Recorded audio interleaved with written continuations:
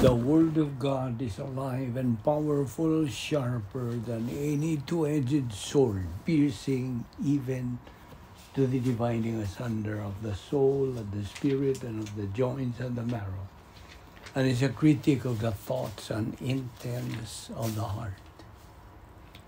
Ang tibuok nga kasulatan, gipaginhawa sa Dios ug may kapuslanan alang sa pagpanudlo, alang sa pagpumadlong, alang sa pagpanulid, ug alang sa pagmatuto sa pagkamatarong aron ang tao sa Dios mamahingpit, masinangkapan alang sa tanang maayong buluhaton. Ang kahulugan sa imong mga pagtulunan nagahatag og kahayag ug naghatag og salabutan sa mga walay kahibalo. Good day everyone sa atong mga subscribers. Welcome kaninyong tanan. Ani ano sa kita ning atong adlaw-adlaw nga pagtuon sa balaang pulong sa Dios ubos sa Vic Balbido Evangelistic Ministry. O ganiya pa kita sa atong tun-anan nga giuluhan The Great Power Experiment. O so kanimo magtutuo nasayod na kung sa imong buhaton aron ikaw mapunan sa Espiritu Santo ug mahibalik ka sa imong pakigambitay sa Dios ug andam no sabi ka sa pagtuon sa pulong sa Dios. Apanalang kanimo dili magtutuo, tumuo ka kang Ginoong Hesus ug ikaw maluwas. Mga buhat Kapitulo 16 versikulo 31. Okay, now, padayon ta sa atong gibiyaan kagahapon. Nag-ingon kita nga, between the resurrection sa atong Ginoong Jesucristo ug sa pagkabanhaw sa simbahan, mao kining greatest power in the entire universe. Ang omnipotence of God the Father, omnipotence of God the Son, and the omnipotence of God the Holy Spirit. Mao kini ang greatest power in the whole universe. Now, kung kanang giingnan nga, ang plano sa Dios dito sa daang pakigsaad Old Testament, gitawag kadto ritual plan of God. Apan karon ini atong kapanahonan karon nahuman naman ang Biblia. So we belong to the New Testament period. Ang tawag karon sa plano sa Dios, protocol plan of God na. Okay, ako malikon, in the Old Testament, ritual plan of God. In the New Testament, protocol plan of God. Wala ko kang ipangutada kung sa ibut pasabot sa pulong nga protocol in English man eh. Protocol means standard rules. Kung ako kang giyatagan sa definition yun, a right thing done in a wrong way is wrong. A wrong thing done in a right way is wrong. A wrong thing done in a wrong way, the more it is wrong. It is only a right thing done in a right way is right. Muna, ang pasabot sa protocol. Okay, nagbubalik ragod ta sa itong gihisgutan bahin sa eleksyon, kanibang pagpili. Kano sa magyud magsugod ng eleksyon? Well, election started with Abraham. Dito magsugod ni Abraham. Ang Dios mipili og bag-ong kanang hugpong, elected a new chosen people of God. Kini mo ni gitawag racial species. Unya, in the church, ni atong katuiga simbahan, election happened. Related kini to a new species, new creature. Kita mga magtutuo sa katuigan simbahan, mga bag-o naman kita mga binuhat, new creature. Now, dito sa daang pakigsaan, our Lord Jesus Christ was in the form of the Shekinah glory. Okay? Sa diha nga si Ginoong Jesucristo nahimong unod when He became incarnate, became flesh. Mao kadto siya ang Shekinah glory. Dinhi sa atong panahon, bagong tugon, ang Shekinah glory, aniya gyud sa sulod kanatong mga magtotoo. It's inside every believer. Right after sa pagkabanhaw ni Ginoong Jesucristo. Paminaw, ang Shekinah glory is in us. Niya sa atong sulod dinhi sa atong panahon sa kapanahunan sa simbahan, church age believers. Apan paminaw, ang gahom sa Shekinah glory dili kini masinati without the believers taking in the mind of Christ. Dili. Kuno ka magtuon sa pulong sa Dios, dili ni mo masinati. Kinahanglan nga magtuon ka sa una-una ni Kristo. 1 Corinto 2:16. Hinumdumi. Nga didto sa daang pagigsaan, ang mga Hudiyo sa ilang pagpaingon sa yuta sa saan, nagbagulbol ni sila. They were complaining, they were bitching, they were whining, murmuring. They did not use the faith rest drill. Wala. So, yun sa sila. Gikastigo, gipanton, ang uban nila gipamaak og mga has, mga bitin ba. Mo hinungdan nga ang Dios mimando kang Moises nga mohimo kanang simbolo ba, symbol of snake, o kini ibutang dito sa tumoy dito sa kanang pole, sabay pole sa Bisaya. Basta Paul, P-O-L-E ba.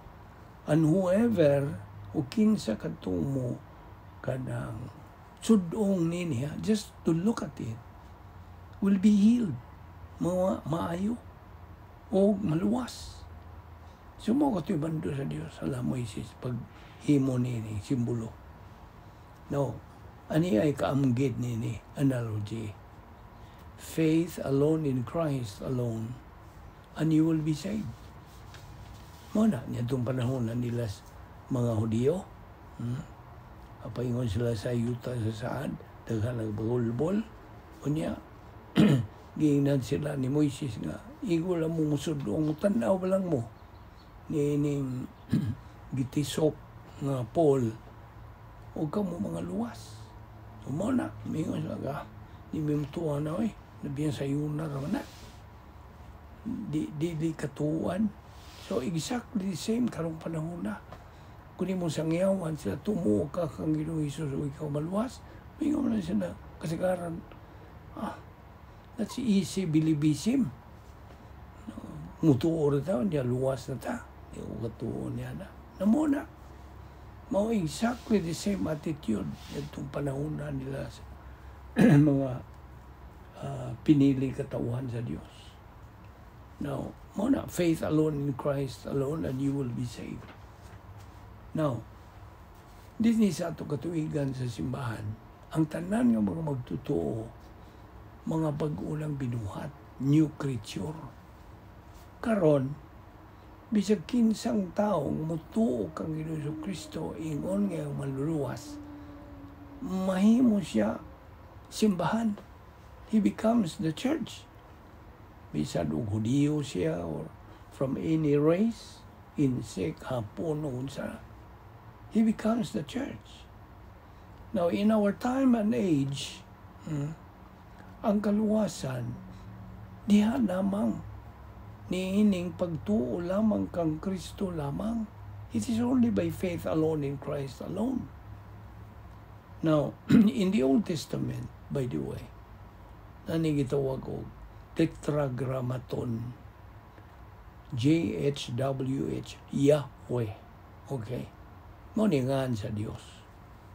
And this cannot be pronounced dito sa daang pagigsaan. Apan ang tinuod nga tugan sa Dios ngadto kang Moises, mangutana man Moises. Ug mangutana nga tong katawag kinsa man ka imungan. Mingon ang Dios nga, I am who I am. Ako mao ako.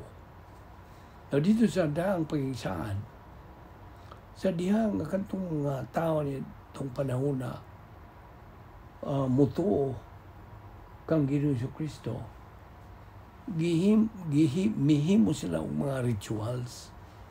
Mo to'y gitawag og shadow Christology. O pa mamobot Ginoong Kristo. So, ang ibuhat, mao ang pagtuman og mga ritual. O sa diha nga sila makasala, they did rituals. Mahimo sila mga ritual. Karon, we simply close our eyes. Igulatang mo piyong and name our sin. Rebound na na. Kaya ang pasambot sa rebound, homologe o man sa Griegong pulong, 1 John 1:9, nagkanayon man, if we confess our sins, He, God, is faithful and just to forgive us our sins and to cleanse us from all unrighteousness. Na, igura kang mo kanang angkon na nagkasala ka, mo hingalan, imong kanang hingalan ba, enumerate, cite, acknowledge, confess, mao ni ang pasabot sa rebound. So, ang kaluwasan karong panahon na, pinagi lamang sa pagtuo lamang kang Kristo lamang. Faith alone in Christ alone. Naroon na ni mong mutuo ka ba niya? No, di. That's between you and God. Basta kayo mo ka na ang tugon, ka ng kabubuton, tuyo, plano sa Diyos, sa tao, aron siya may langit. Pagtuo lamang kang Kristo lamang. Ang tanang mga magtutuo, giyatagan na ba og espirituhanong gasa, together with 40 things, kapatan ka mga butang, nga atong alawat sa panahon nga kita naluwas. Unsa maging tuyo sa paghatag sa Diyos kanatong espiritual ng gasa. Ang Espiritu Santo mo'y mihatag kanatong mga magtutuo. Unsa maging tuyo? Well, tubag, alang kanato, to use. For us to use, to execute. But we can only use it as we continue to advance spiritually. You see, nakasabot ka? Dili na ito ni kanang matuman kung wala tayo pagtuon sa pulong sa Diyos. See, by the way, it is only we who can discover our spiritual gift. Kita mismo. We can only discover it sa diha nga kita nagmakugihon, nagmasigihon, nagmalahutayon sa pagtubo diya sa doktrina, diya sa pulong sa Diyos. Unsaon? Sama din natong gibuhat. Alaw, pagtuon, pagkaton, pagtuo, paggamit sa pulong sa Diyos ng kinabuhi. Again, kini nga tong gitudan karon nga great power experiment, mahimo lang ning tinuod is only true. Tinuod lang ni kini atol nitong unang pagani ni Ginoong Kristo din sa kalibutan during the church age. Ang umalikon, this great power experiment is only true. Tinuod lang ni atol nitong panahon nga miyan ni Ginoong Kristo for the first time, first advent niya. O atol niini kapanahon sa simbahan where you and I belong. So, Atol nitong panahon sa mga Hudiyo, ang ilang mga spiritual gifts, limitado. Limitado lang sa pipila ka mga magtotoo. They were limited to some believers. Apan din sa atong katuig simbahan, ang matag magtotoo. Paminaw, every believer is given a spiritual gift.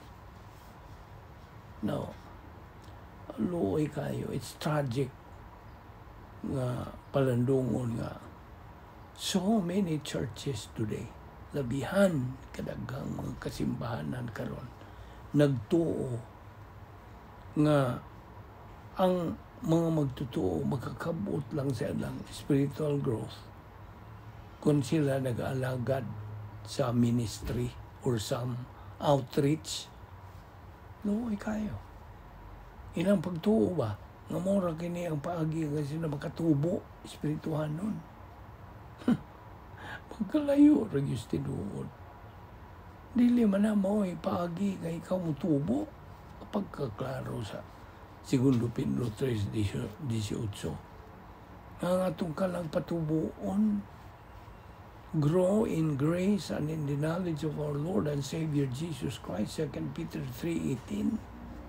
Mando na sa pulong sa Dios, human ka maluwas. Dili kay pagtumal og nga spiritual sa diha,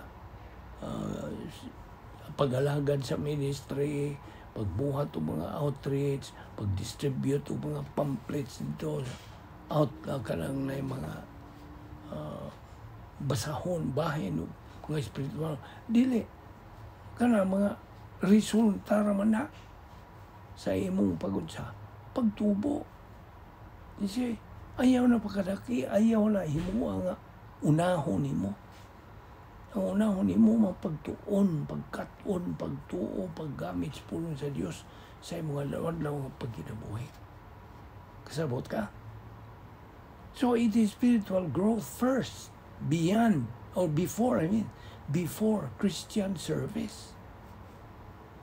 Kinahanglan ang imong espiritu pagtubo, unahon nimo sa di pagkamo unsa tuman sa imong pagalagad Christian service.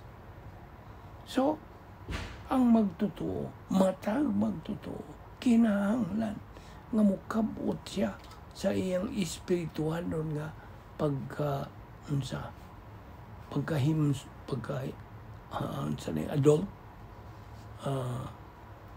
adulthood ba?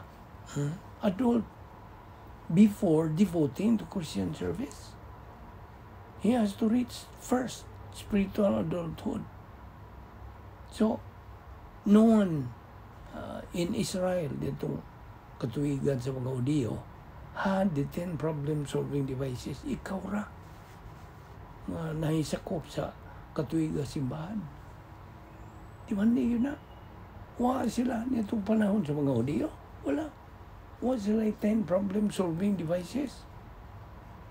Na atong nakatunan nga ang katuigan simbahan, ang mga magtutuo ba, dinhi sa katuigan simbahan, labihas kadaghan ng mga equal privileges and equal opportunities kung atong itandi ngadto sa Israel, no?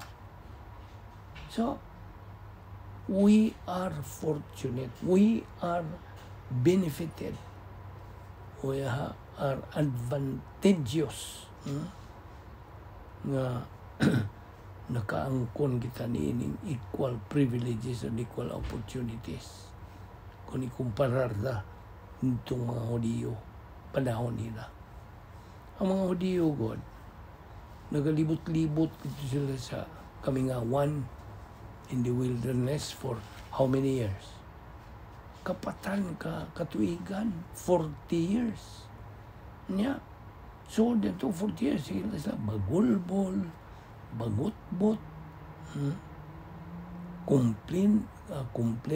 kumplinador, bagutbot, murmuring, bitching, sa pa.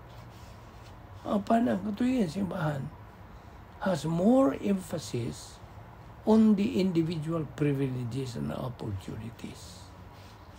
Muna akong ingon, imo wag yo'y ikapangulipas ang magtutuon ni sa katuig kasi ba nga dili siya mahimong mananaog. He has no reason that he cannot become a winner. So, unsa may usa ka ilhanan nga kining atong katuig nga simbahan talagsaon. Kining pagbautismo sa Espiritu Santo. You see? Baptism of the Holy Spirit makes this era unique. Kasabot ka? It's not important whether you are a Jew or a Gentile now. Dili na importante. Kay kitang tanan nga mga magtutuo are all one in Christ. Diya sa Galatia 3, 26 ug 28. For you are all sons of God. Ang atong mga pribiliho, ang atong mga oportunidad are equal in our spiritual living. Inomdumi yung kanunay. Wa na'y kalahian tali sa mga Hudiyo o sa mga Hintil. No more distinction. Si Apostol Pablo, usa ka Hudiyo by race, but he was born in Rome. So, he was a Roman citizen. Diba? He was used by God to witness the Gentiles. Pagsaksi ngadto sa mga Hintil.